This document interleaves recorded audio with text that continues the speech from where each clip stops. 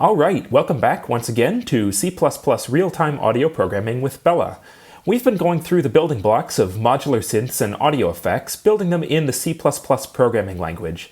For today's lecture, we're going to be looking at generating and measuring envelopes, and this is going to rely on a couple programming techniques we've seen in previous lectures, including filtering and measuring timing in real time. Over the course of this lecture, we're going to look at linear and exponential envelopes, which are widely used in various musical systems. We'll look at how to generate linear envelopes, or ramps, by counting audio samples as they go by, and also at how to generate exponential envelopes by recursively multiplying by a value. In this lecture, we'll also look at how to find the envelope of an existing audio signal, which can be useful for a variety of different audio effects and analyses. By the end of this lecture, we'll make several different projects. These will include ramp-controlled filters, a very simple percussion instrument using an exponential envelope, and also an envelope follower effect which controls the frequency of a filter based on the envelope of a signal. As always, the companion materials, including the code examples, are on GitHub at the link at the bottom of this screen. For this lecture, you'll need a Bela starter kit or a Bela mini starter kit to run the code examples. We'll also use a few other electronic components in this lecture, including a few potentiometers and an LED. These components are optional, and when we get to that part of the lecture, you can also substitute Bela's browser-based GUI as a way of controlling the project. Alright, let's start from the beginning. What do we mean by the term envelope? The envelope of an audio signal is essentially its amplitude profile over time, which we might contrast with its instantaneous signal value at any given sample. Taking this particular example signal here, imagine that we traced a line over the top of the audio signal over time. The red line would be its envelope in contrast to the individual samples given by the blue line. Most percussive sounds have an envelope more or less like the one we see here, with an exponential decay.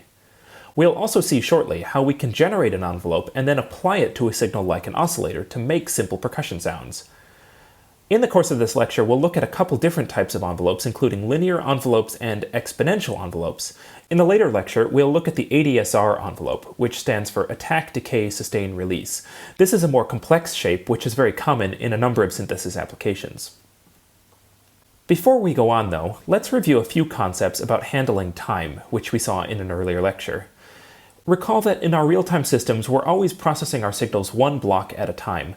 That means that we have strict timing limitations on how long we can spend in any given call to render. If we take too long within a render function, we'll miss our timing deadline and we'll get a buffer underrun. Therefore, if we need to create a delay in our code, we can't simply call a delay statement because we'll end up with an underrun.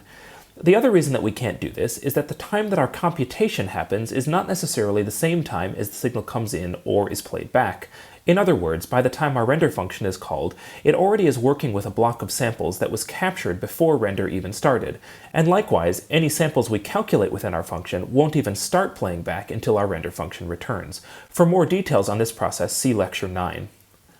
The point is, because we can't use statements like delay in our real-time code, the way we deal with timing is by counting elapsed time as we go along.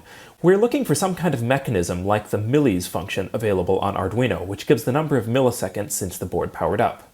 And the way that we handle this in a real-time audio context is to count audio samples. Of course, each real-time block has a fixed number of samples, and we know the sample rate. Therefore, by counting the number of elapsed samples, multiplying it by the sample rate, we'll always get the amount of elapsed time in seconds. This approach also has the advantage of dealing with the signal time when an event occurs, rather than the time that the processor happens to do the computation. In today's lecture, we're going to look at generating line segments, and the closest analogy to what we saw before was generating a signal over a particular interval. So, the question we had was, how do we make a signal that persists for a certain period of time and then stops? For example, a pulse that lasts 0.1 seconds only. The way we do this is we count samples as we go along until a certain number of samples elapse. And we generate our signal every single frame until that count elapses, rather than only generating an event once when it's done. So for example, inside of our usual for loop which counts through the number of audio frames, we might keep a counter variable. And as long as the counter is less than some interval, we'll generate our signal. This is all review from a previous lecture. Now let's see how we can use those ideas to generate line segments.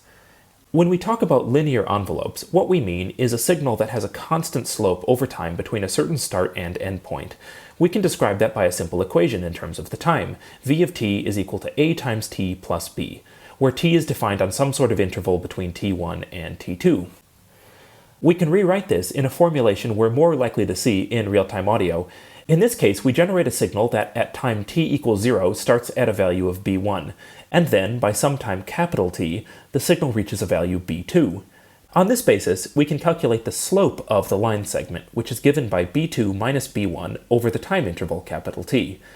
And once we know the slope and we know the starting point, b1, we can therefore write the equation for v of t, as we see here on the slide.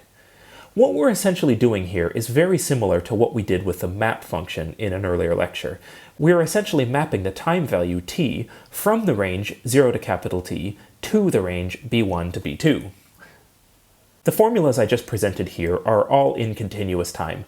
Of course, we are doing digital signal processing, so we're interested in rewriting this in discrete time so we can actually calculate it on our hardware. Therefore, let's rewrite the equation as v of n, where n is a discrete sample number.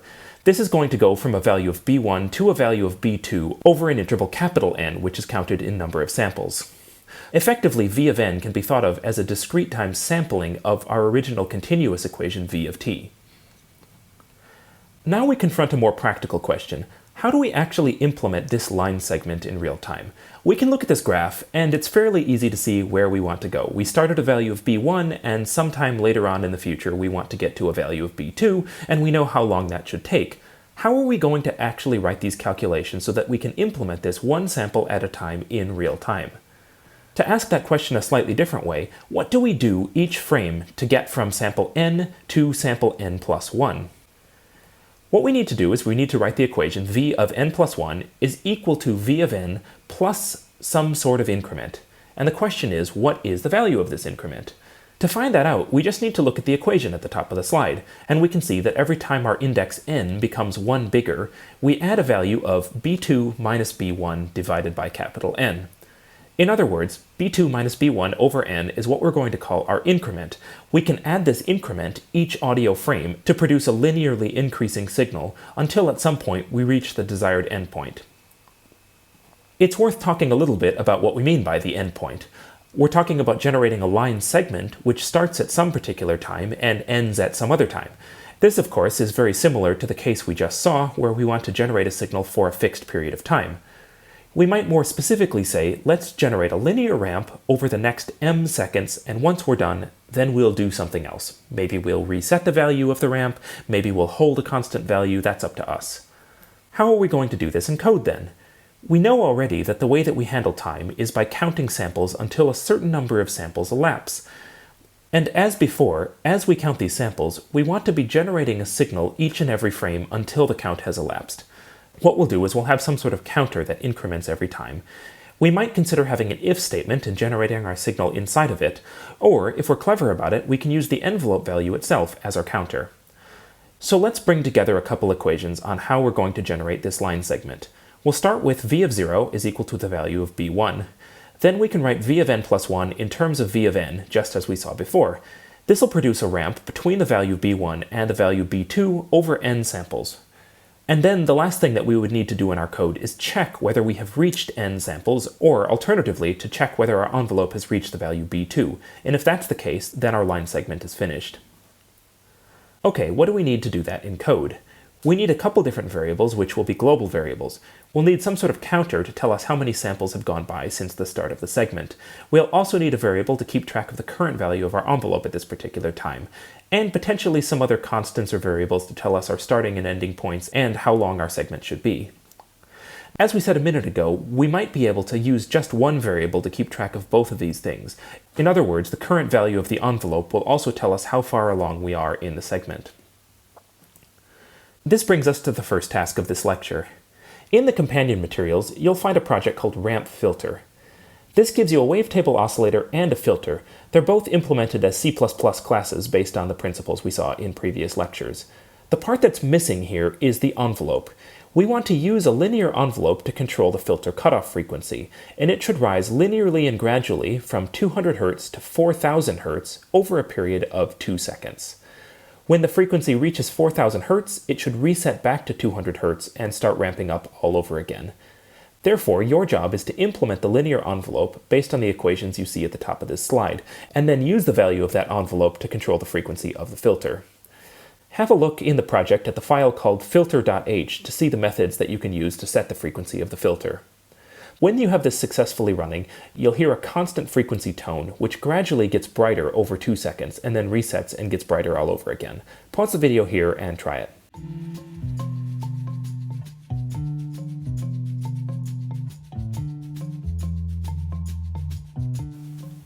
Let's start by looking at the key parts of the code.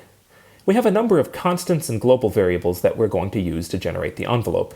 The constants include the duration of the ramp and the minimum and maximum frequencies. I write these as named constants at the top of the file rather than just writing the numbers inside the code because it makes our code a lot more readable. Then we have two important variables. We have g-filter frequency, which is going to hold the current value of the envelope. And then we have this variable called g-filter frequency increment. This is going to be how much we add to the frequency each individual audio frame to produce the line segment. We initialize this increment inside the setup function. We start by calculating the duration of the ramp, not in seconds, but in audio samples. That's our capital N from the previous equations. Once we have that, then we can calculate the expression b2 minus b1 over n, where b2 is the maximum frequency and b1 is the minimum frequency. When we get into our render function, then implementing the linear envelope is not that much computation. All we do is add the increment to the envelope value every frame. So here we have g-filter frequency is equal to g-filter frequency plus g-filter frequency increment.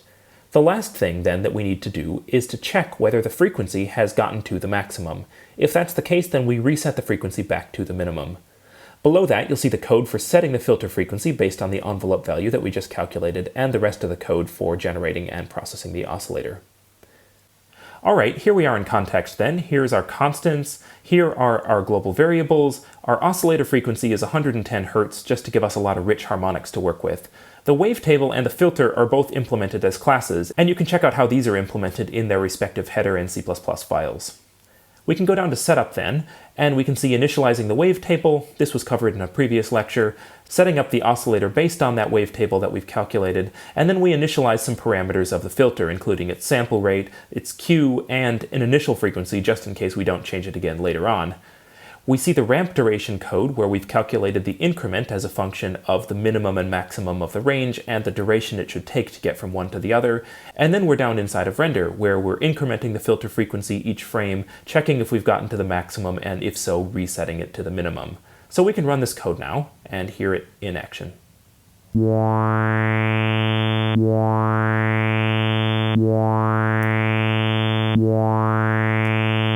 All right, there we go. A next step on this project, and some good practice with Bela's analog I/O, is to make the settings controllable. I suggest that you add 3 potentiometers, which control the duration of the ramp, the maximum value of the ramp, and the frequency of the oscillator. You could also add a 4th potentiometer to control the minimum value of the ramp. If you don't have a breadboard or potentiometers, you could also do the same thing by making use of Bela's browser-based GUI, as we've seen in previous lectures. Also, while you're at it, if you have an original Bela kit with analog outputs, add an LED to your breadboard, and of course a resistor in series with it. And what you should do is make the LED gradually fade in as the frequency rises.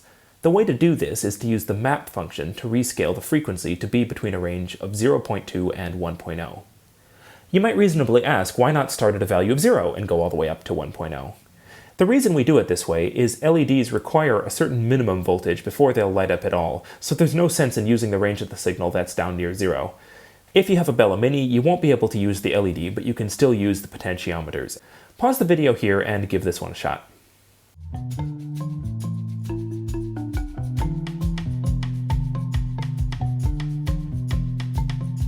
Alright then, here's the adapted project where we've added analog inputs to control the parameters and an LED on the analog output. First of all, you can see at the top of the file here that we have declared some constants to say which pins control which parameters and where the LED is hooked up. Using these constants again is just so that we don't have to write the numbers inside of our render function, and it just makes our code more readable later on. I've changed some of the constants in the previous example to be global variables that can be modified. This is because as we change the potentiometers, we may want to change these parameters. Likewise, the oscillator frequency has become a variable rather than a constant. We have our same objects as we did before. Now, inside of setup, most of this is the way it has been before. Notice that I've put a check here, this if statement. I want to check that we have enough analog input channels, and I want to check that the sample rates are what I expect them to be. This is just good defensive programming, because it means that if we try to run this code on a board that doesn't have the right number of input channels, or if the sample rate isn't what we expect, our code won't crash later on. So specifically, when we return false from the setup function, it says setup didn't succeed, don't continue the program. When the setup was successful, by contrast, we always return true at the end of the setup function, which tells the code to go on and run our render function. Moving now into the render function itself, we can look inside of the main for loop, which is counting through the number of audio frames. One thing to remember on Bela is that by default, the audio has twice the sample rate of the analog I/O. Therefore, when we're calling analog read here, we're always giving it frame number n/2. For more information on why that works, see lecture 6. We're reading the three inputs for the duration, the maximum frequency, and the oscillator frequency, and then we have to do a bit of mapping to rescale the parameter ranges to some sensible values. Notice that in our rescaling, the input range goes from 0 to 3.3 divided by 4.096. The reason for that particular expression is that 4.096 volts corresponds to a reading of 1.0 on the analog inputs. But our circuits are going to be hooked up to a 3.3 volt supply, so 3.3 volts is the largest actual value that can come in. So in this particular case, one of the potentiometers is controlling the maximum frequency of the filter from a range of 400 Hz to 8000 Hz. Another potentiometer is controlling the duration of the ramp. That is scaling between 50 milliseconds and 5 seconds. And then once we have those two parameters, we can calculate the increment, which we add to the frequency each individual audio frame. This is basically the same expression that we had in our setup function earlier, just updated to use the new variables. In this example, we can also change the oscillator frequency with one of the potentiometers. Here I'm mapping it to a range between 40 and 500 Hz, and then calling the set frequency method of the wavetable class to update the oscillator frequency. Your code might choose different ranges for the parameters. You might choose to have an extra potentiometer for the minimum frequency, or maybe only one or two potentiometers. There's a lot of variations that can work here. But basically, after that point, most of the code is the same as it is before. We're incrementing our filter frequency, checking if we got to the maximum, and resetting it if that happens. Setting the filter frequency, processing our oscillator and our filter as we do before, writing that to the audio outputs. The last thing that's new in this code is writing the filter value to the LED. The first thing we do is we check whether this particular board has analog outputs or not. For example, on the Bela Mini, we wouldn't have an analog output, but we might want to be able to run the rest of the code. So assuming there are some analog output channels, then we can map the current filter frequency from its input range of its minimum to maximum value to an output range between 0.2 and 1.0. As we saw a minute ago, the reason we choose these numbers is that this is a reasonable range of values to allow the LED to light up. We can then write that value to the analog output pin using the function analog write once. You might recall from lecture 6 that we have these functions called analog write and analog write once. The main difference between them is that analog write once, and digital write once for that matter, only affect one particular frame of the output. They don't affect all the ensuing frames. The reason that we would use this is that if we know that we're going to be calling it every single frame anyway, it's slightly more efficient to only write to one value of the output rather than writing to the rest of the entire block. Okay, then from here we can switch over and have a look at our circuit. You can see I've put three potentiometers connected to the three analog inputs, and the LED which is connected to the analog output. We're powering our circuit with 3.3 volts and ground. We always use 3.3 volts on our circuits rather than 5 volts because the digital inputs are not 5 volt tolerant, so it's just good practice to use 3.3 volts all the time. With that said, we can now run our code and see how it sounds.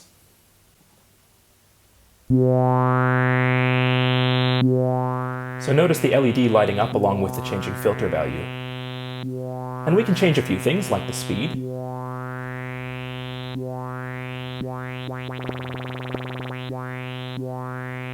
We can also change the range of the filter.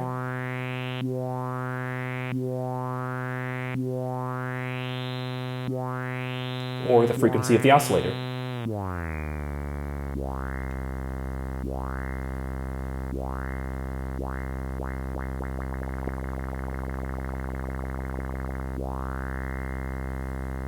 All right.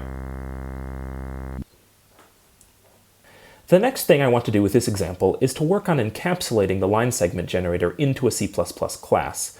The reason we do this, aside from making our code slightly cleaner, is it then becomes very easy to generate multiple different line segments in multiple different contexts, and we don't end up having to duplicate lots of global variables all the time. So let's suppose that we're going to create a class called ramp.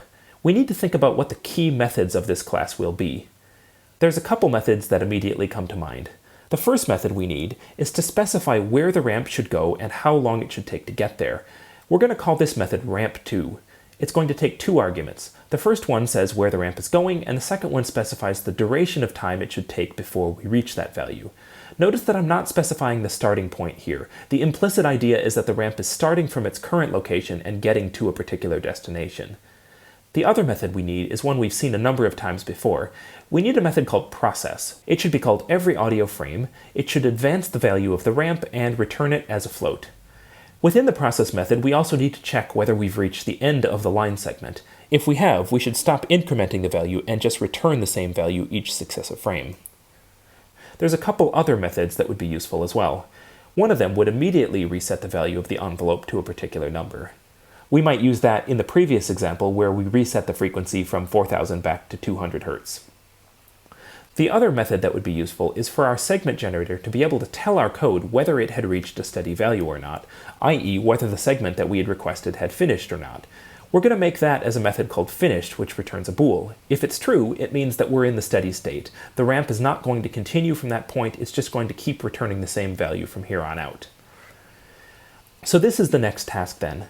I've made a version of the ramp generator project called ramp generator class, and it's basically complete except for the file called ramp.cpp.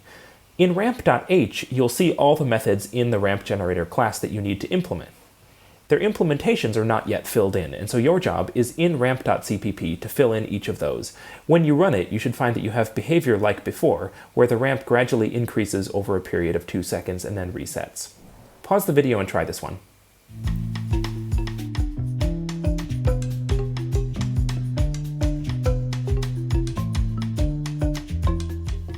Alright, and here are the results. We'll start with a brief tour of render.cpp. You can see that we have three objects here. We have a wavetable object, we have a filter object, and we have a ramp object, which is new from before. That's what we're implementing now. We can go down to the setup function, and we can see the usual setup that we had before.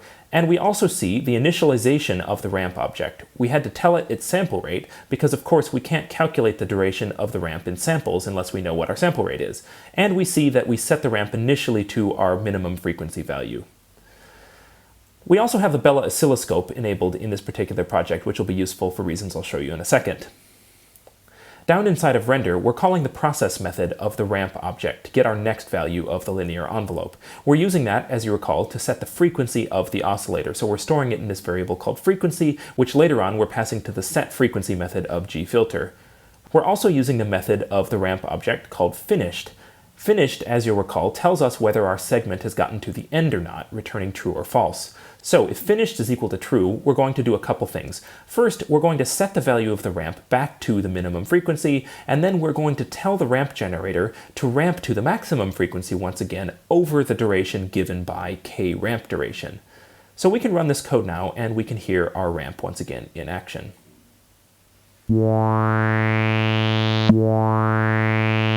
And we can see this on the scope too.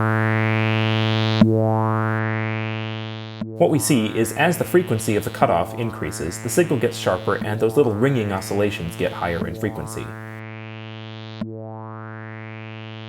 Another kind of nifty thing happens if we look at it in the frequency domain, which we'll do here now. Well, let's set the controls so that we can see the individual harmonics a little bit more clearly. So I'm going to do that, I'm going to zoom in a couple bits, and I will change the scale so we can see it a little bit more. Get rid of the controls here. And here we can very clearly see the effect of the filter sweeping up in frequency, where it has a resonant peak and also a roll-off above that.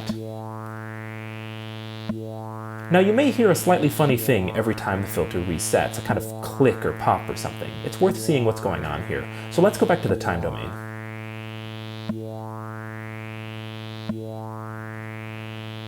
And we're going to zoom out a little bit so it's a bit easier to capture this.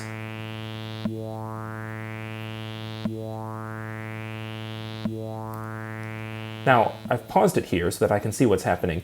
Look at this. Once the filter gets to its maximum frequency and it resets to the minimum, something really weird happens for a few samples. The amplitude becomes extremely high, and it takes a while to settle out. What's going on here exactly? The problem we're having is that we're changing the cutoff frequency of the filter every sample, and when we go from 4000 Hz down to 200 Hz, this is quite a jump in filter coefficients. The particular problem is that we still have the previous values of x and y for that filter, which now are quite inappropriate to the coefficients that we just set.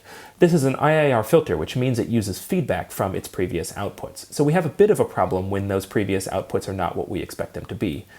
One relatively simple thing we could do would be to just reset the previous state of the filter at the same time we reset its frequency. So we could go here and we could say gfilter.reset. This is a method inside the filter class which will reset the previous values of x and y, and we can run this again.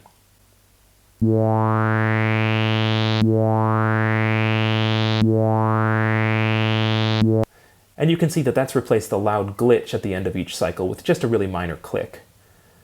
There's a better way to handle this, but we'll come back to that in the next exercise. However, I haven't yet shown you the code for ramp.cpp, so let's go over there now.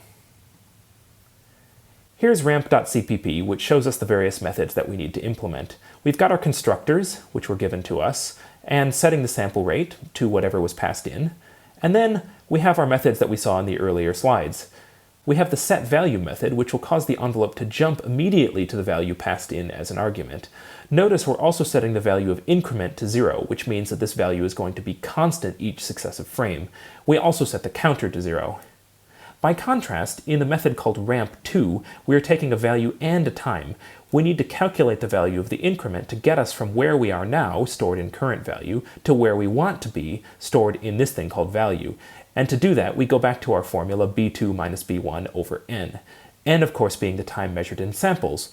We get n by taking the time in seconds and multiplying it by the sample rate.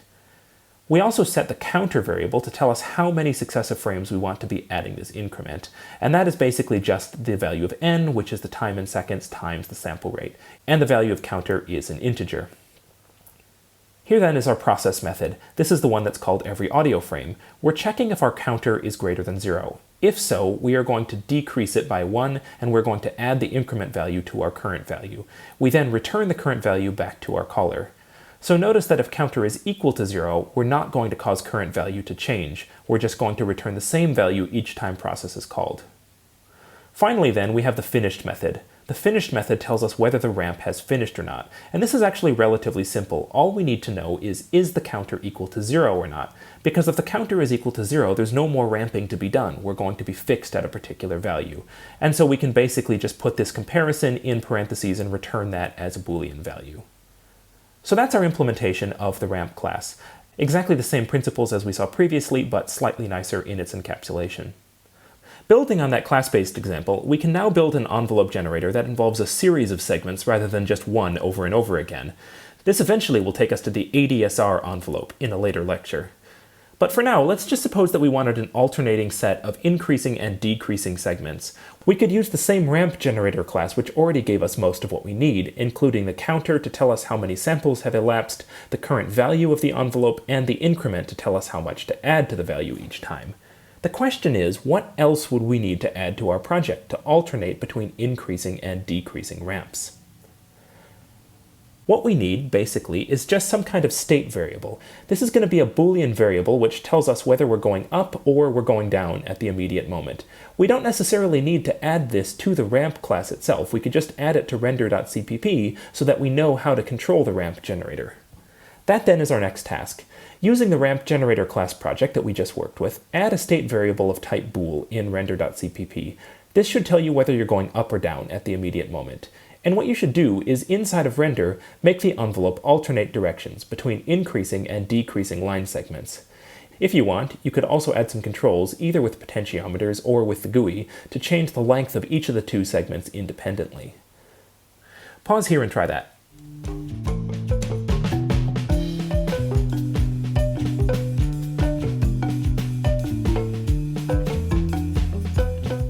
Alright, here we are then. We haven't changed anything in ramp.cpp, we've only changed things inside of render.cpp.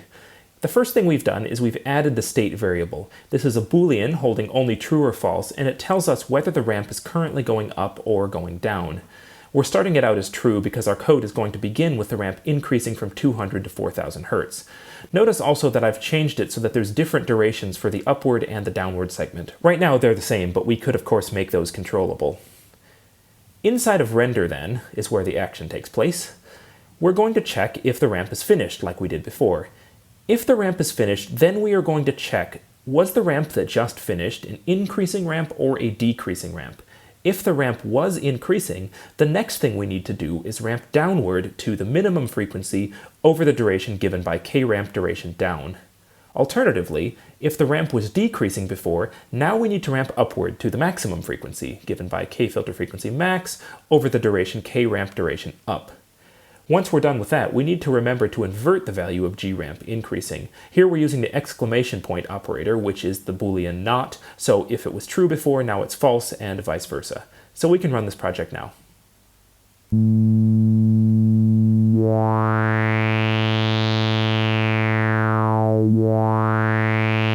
Great, and we hear the ramp going up and down as we expect. Now this brings us also to a possible solution for the click problem that we had a moment ago. What we could do is we could have the ramp, when it gets to the top, not jump instantaneously back to the minimum value, but ramp back down to the minimum value over an almost imperceptibly short period of time. So I could, for example, change the ramp duration down from 2.0 down to something like 0.01, which is 10 milliseconds. So if we try that, we can build the project again and see how that sounds.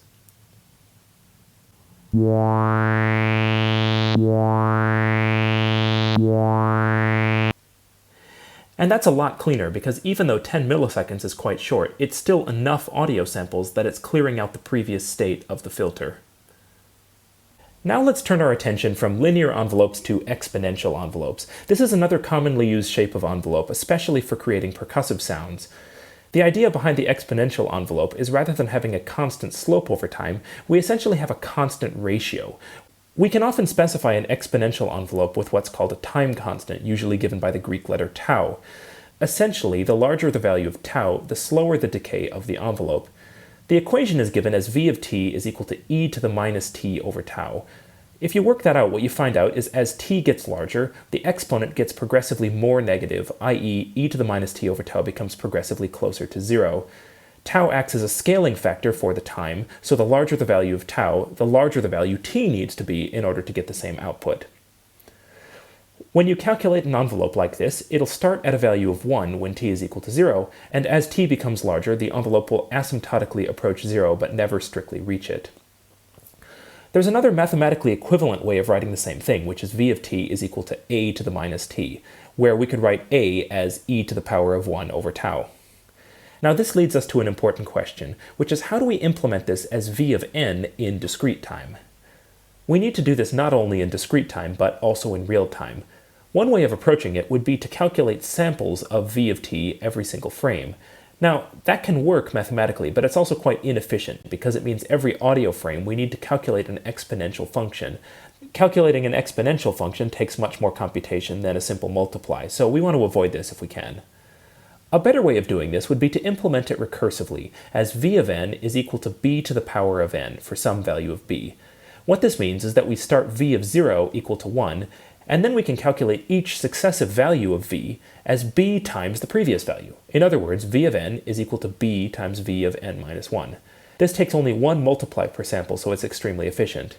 What we need to figure out is what the value of b should be such that it becomes the same signal as v of t is equal to a to the minus t. We need to know one more thing. What would that be? As usual, when going from continuous to discrete time, we need to know the sample rate. Once we know that, we can work it out like this. Let's take the value of v at 1 second in. So in discrete time, that's v of fs, where fs is the number of samples per second. In continuous time, that's v of 1. And then we can basically write out the equations equal to one another. B to the power of fs is equal to a to the power of minus 1, i.e. b to the power of fs is equal to 1 divided by a. We do some algebra and we come up with an expression for b as given here. So as an example, if tau was equal to 0.5 and we had a sampling frequency of 1000 Hertz, we get a value of B is equal to 0.998. That's about what we expect for something like this. Typical values of B will be something close to, but always strictly less than 1. There is, however, a problem with this approach. The problem with this approach is what happens when both tau and the sample rate get quite large. Let's see how this works out. What ends up happening is as these two values get larger, B becomes very close to 1. So for example, if tau is equal to 1 and we're at 44,100 Hertz, we get B is equal to 0.9999773. If we had a value of tau equal 10 at the same sample rate, then B is even closer to 1. And if we had tau equal 10, but a sample rate of 96 kilohertz, then B is almost indistinguishable from 1. I say almost indistinguishable because our floating point numbers on a computer never have infinite precision. We only have a certain number of bits to represent them. We've been using the variable type called float, and float gives us 23 bits to store the fractional part of the value. The rest of it goes to exponent and sign. So the precision of 2 to the minus 23 works out to be about 0.0000001. Anything that's closer to 1 than this basically will not be distinguishable from 1.0.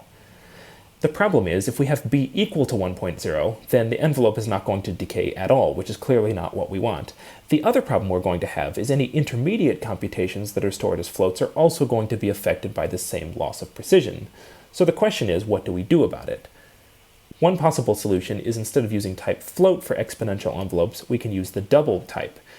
Double gives us twice the precision, so 46 bits to store the fraction, which will be more than enough to hold most of these values of B. However, calculating doubles is considerably slower on Bela than calculating with floats, so we want to use this with caution.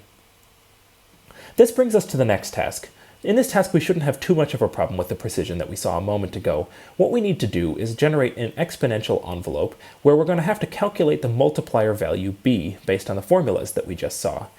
The application is a simple percussion instrument, and therefore this is going to require that we wire up a push button.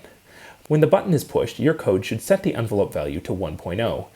Then, every single frame, you should multiply the envelope value by the decay rate B that you've calculated. You can calculate B inside of the setup function using the function called pow, which is x to the power of y, using the formulas that you see at the bottom of the screen.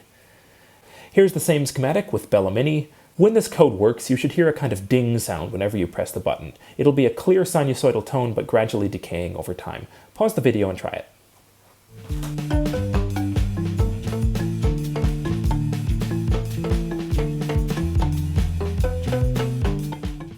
Okay, here's my exponential envelope code, and here is my circuit. For good measure, I've left the LED on the breadboard along with the button, and we'll use that to visualize the state of the envelope along with hearing the tone. So I've declared here the pins for the button and the LED, just so we don't have to remember the numbers inside of our render function. Here we have the standard global variables for making a sine oscillator, and then these are the two variables that we need to calculate our envelope. G amplitude is going to hold the current value of the envelope, and G envelope decay scalar will hold the value that we multiply by on each successive frame. Ultimately, that will be some number slightly less than 1 once we calculate it out. We also need to have a global variable to remember the previous state of the button. The reason we do this is that we want clicking the button to produce a tone that decays, and we don't want holding the button to produce a steady tone. If we go down inside of setup, here we have our calculation for the decay scalar using the pow function. So this is raising 1 over a was a value of 100, to the power of 1 over the audio sample rate. And that will give us what we were calling B in our equations, which is what we multiply the envelope by each successive frame. Then we're here down inside of the render function, and most of this code will be familiar. This is our code for detecting a button press. We're calling digital read to get the current value of the button, and we're checking if the button is pressed now, which means it would read a value of 0, and the button was not pressed just before now, which means it doesn't have a value of 0, that means that we have discovered a button click. If we've discovered a button click, it's time to reset the envelope back to 1.0. Now, regardless of what's happening, we then want to multiply the envelope value by the decay scalar, which we calculated, of course, back up here inside of setup. The rest of this is standard calculating a sine wave, as we've seen in the earliest lectures of the series, writing that to the audio output channels. And then here's my little bonus bit here, where I've checked whether we have some analog output channels, and if we do, I'm writing the value of the envelope to the analog output. So, why don't we have a look at how this works then. We heard a little ding when we started the project because the amplitude envelope started out at a value of 1.0. I could have started this at 0 and we wouldn't have heard that. Now here we have our button on the breadboard, and so when I press the button,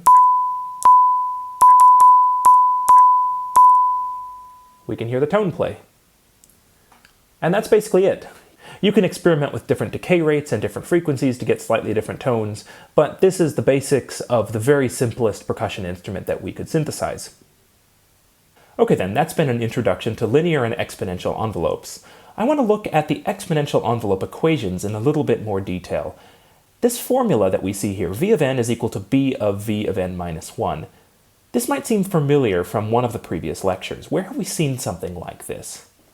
Well, it turns out that this is very similar to the equation for a first-order IIR filter.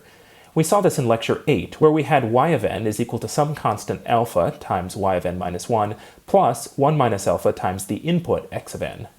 Now, in actual fact, the exponential envelope is basically equivalent to a first-order decay, which is to say that it is the step response of a first-order high-pass filter. Now, the equation that I'm showing you here is a first-order low-pass filter, but the general idea is the same, which is that we start from one value and then we asymptotically approach another value using an exponential progression. And actually, if you were to build an exponential envelope generator using analog circuits, a first-order filter is exactly what you would use to do this. If we look at the parameters in the example we just ran, we can also work out the time constant that would have corresponded to. Working with the equations and rearranging, we can calculate tau, which is the time constant, is equal to 1 divided by the natural log of a. We'd set in the example to use a value a is equal to 100, and that's a time constant of about 0.22 seconds. This time constant basically tells you how long is it going to take the signal to reduce by a certain ratio.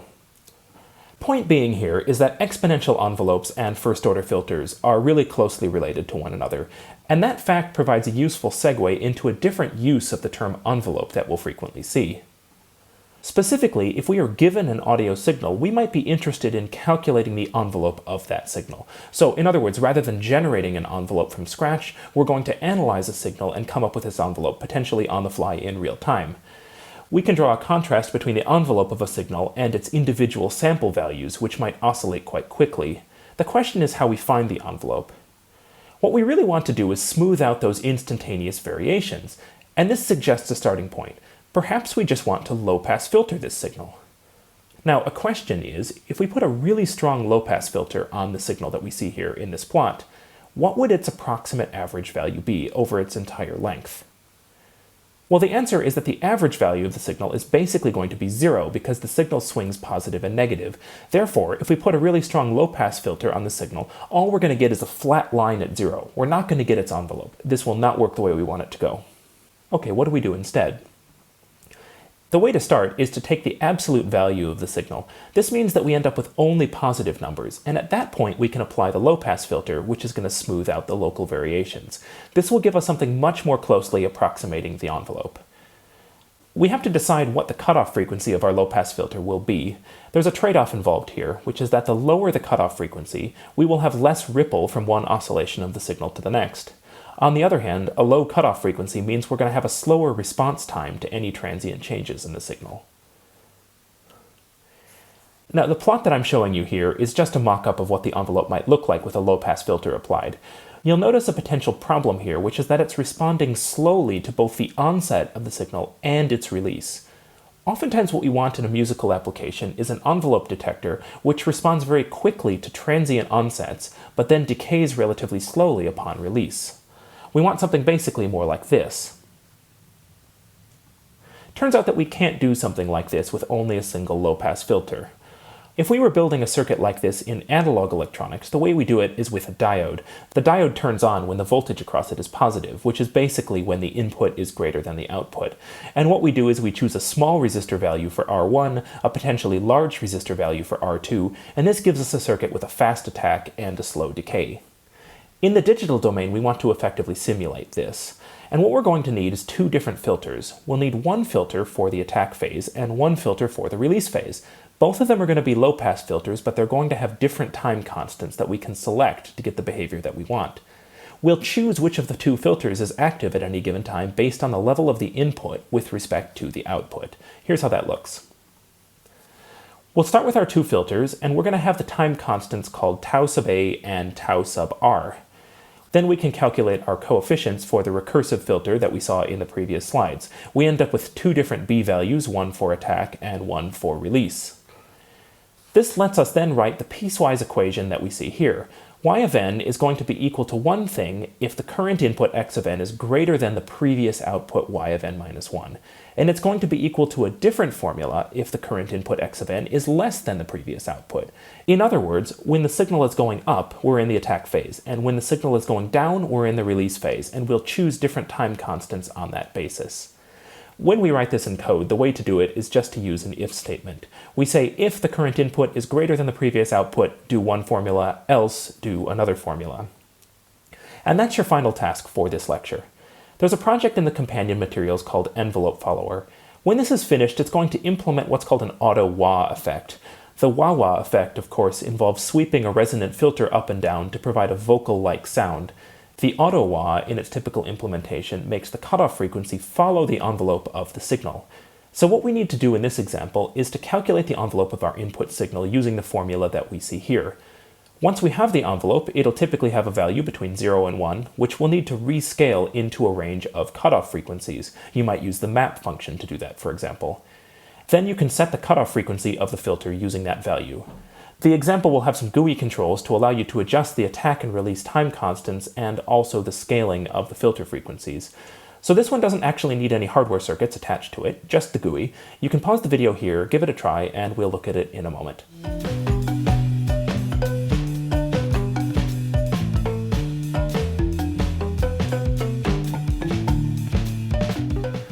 Okay then, here we have our completed envelope follower example. Let's go through this briefly. We're loading this WAV file, which we downloaded from Freesound. You can find the source in the companion materials. We have the mono file player object, which is handling loading and playing back the file. We've covered this one in a previous lecture. We're using the Bela browser-based GUI for this particular project. The filter object is the same as we've seen in the earlier examples of this lecture. We have the oscilloscope, as usual. And then finally, we have one global variable which is keeping track of the last sample of the envelope. This is effectively our y of n minus 1 in the equations we saw. Okay, so here we are down inside of setup then. Most of this is standard initialization things that we've seen before, loading the audio file, some printing, initializing the filters, initializing the GUI, adding some sliders, all the things that we've seen in previous lectures. Here you can see some various ranges that I've chosen for the attack and decay time, as well as for the frequency base amount and the sensitivity to the envelope. You can just play around with these and figure out what works the best for your taste. The main thing to know about it is that the attack time is oftentimes quite fast, down to just a couple milliseconds, whereas the decay time typically runs a lot slower, maybe starting at 10 milliseconds, but often into the hundreds of milliseconds or even into a couple seconds. The best parameters really depend on the kind of signal that you're using, so you might try this example with various different sound files and see how it sounds. Okay, so we're inside of render now. What we do is we get the values from the sliders and we store them in some variables that we're going to use later on. We can set the Q of the filter here because it doesn't change based on the envelope. The envelope is only going to control the frequency.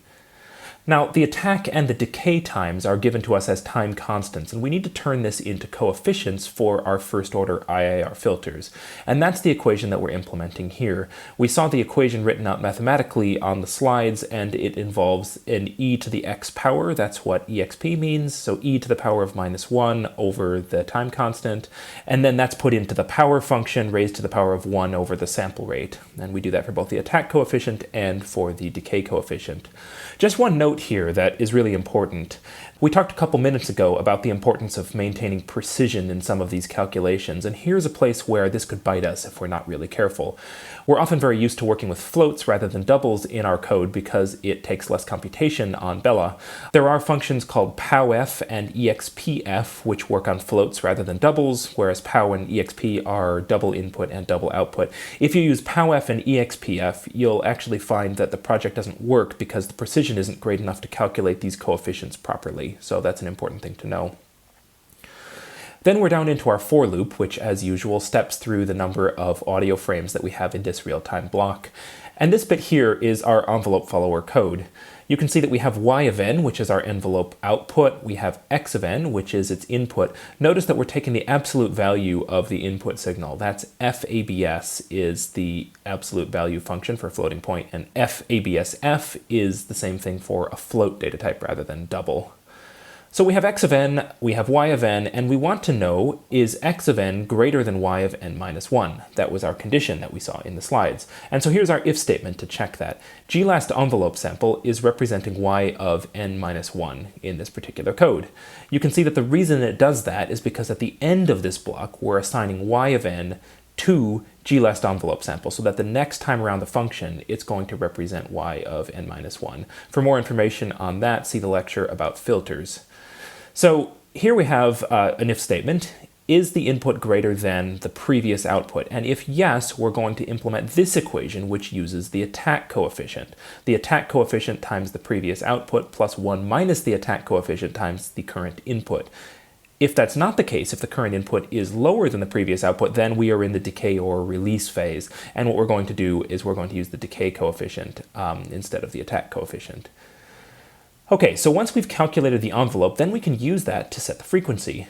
And here we have a relatively simple formula, which is basically just the frequency is equal to the base frequency that we set by the sliders, plus the envelope output times the sensitivity value. You could also use the map function to do something entirely equivalent.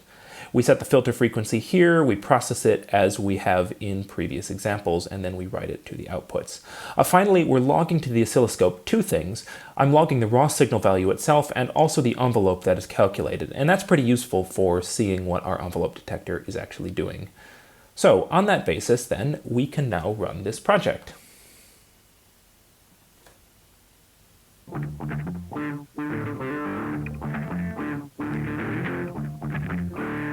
And we can hear the envelope following going on here, a kind of auto-wah effect. And let's look at what's happening here. So let's go over to the oscilloscope. And we can see here that the red signal represents the waveform, and the blue signal represents the envelope that we've calculated. And the blue signal is basically tracking the overall amplitude of the red one. Now it's a bit easier to see what's going on if we zoom out a bit, so let's go here to the controls and we will zoom out by several steps until we can see more or less the contours of the signal overall. So notice that it rises much faster than it falls, and when we have a gap between different notes, we can see an exponential decay happening of the blue signal, whereas whenever there's a new peak of the waveform, the signal goes up. Now at this point, let's look at the Bela GUI and see how that affects the calculation of the envelope. So over here we have the attack time. We could change this, and you can see that if we change the attack time, that the envelope rises more slowly, and what you'll hear is that that causes the frequency to rise by less because we're really dependent on that short attack time. We can also turn the decay time up. If we do that, then we can see that it is diminishing somewhat more slowly. If we turn the decay time way down, then you can see it really follows the peaks of the signal potentially too much, so we set that to a relatively sensitive value like that. The base frequency we could use to change the overall sound of the filter, so you can hear the effect if you drag that up and down.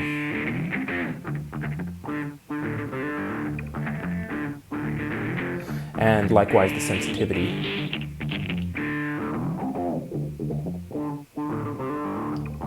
So you can play with this on your own and find out some different sounds that you can discover with different settings and with different source material. And that's the envelope follower in a nutshell. Alright, that's it for this time around. Thanks as always for following along. If you want to be notified of each new video as they become available, don't forget to click subscribe. You can also find us on social media at Bela Platform, or drop by our forum for interactive support, or check out the knowledge base where there's a lot more resources and tutorials. And the Bela blog is always being updated with new projects, so check that out when you have a chance. We'll see you the next time.